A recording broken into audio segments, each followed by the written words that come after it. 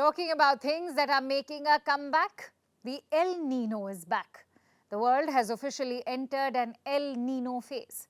But there's nothing to cheer about. In fact, there's a lot to worry about. Let me explain. In Spanish, El Nino means the little boy. South American fishermen first noticed it in the 1600s. It is a natural climate pattern born out of unusually warm waters in the eastern Pacific. There's also the La Nina, which means little girl in Spanish. La Nina is a cold event, the exact opposite of El Nino. El Nino and La Nina keep alternating, typically for months and even years. However, scientists are not sure what kicks off this cycle. So basically, we had 3 years of La Nina, a cooler weather pattern. Now we are going to deal with El Nino, its hotter counterpart. Now the thing about El Nino is that it is a weather pattern. It is not like a storm. It doesn't hit immediately. Global temperatures typically increase during an El Nino episode. So what it fuels is extreme weather. The stronger the El Nino, the stronger the extreme weather impacts.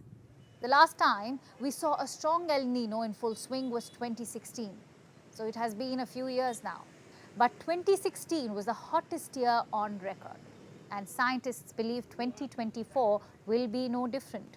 In fact, it could be one for the record books. 2024, I think, is a year that if you're looking for a potential global record in terms of temperatures and El Nino with the continued warming since the 2016 El Nino, could lead to 2024 being one for the record books. But that is, of course, no means a guarantee because weather and the randomness of our atmosphere still plays a part.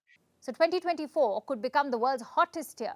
Global temperatures are currently hovering at 1.1 degrees Celsius above average. But the El Nino event could push it even higher, closer to the symbolic 1.5 degrees Celsius guardrail. If that happens, climate alarm bells will be ringing hard. Imagine more freak weather.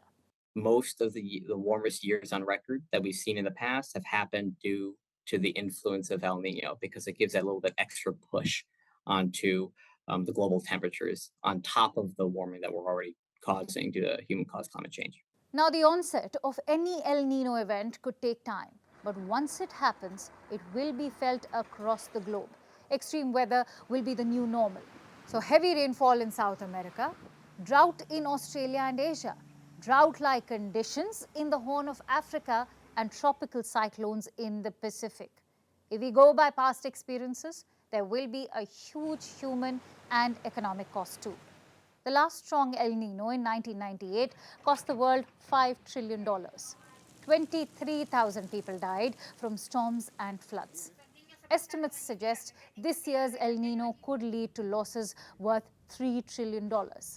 As for India, New Delhi remains extremely wary. El Nino could disrupt India's monsoons and impact crop prices, thus fueling inflation. Uncertainties, however, remain on the spatial and temporal distribution of monsoon and the interplay between El Nino and the Indian Ocean dipole. Geopolitical tensions, uncertainties around the monsoon and international commodity prices, especially sugar and rice and also crude oil, and the volatility in global financial markets pose upside risks to inflation. Agriculture is a key cornerstone of India's $3 trillion economy. Annual monsoon is crucial to its food output, so any impact on India's monsoon could be devastating. Monsoon may have reached the southern state of Kerala a week later, but the meteorological department is not worried yet. They say India will receive normal rainfall. So the El Nino is back for now. It may be called the little boy in Spanish, but it is definitely having a big impact on the world. As the El Nino returns, extreme weather is not far behind, and countries must gear up to deal with it.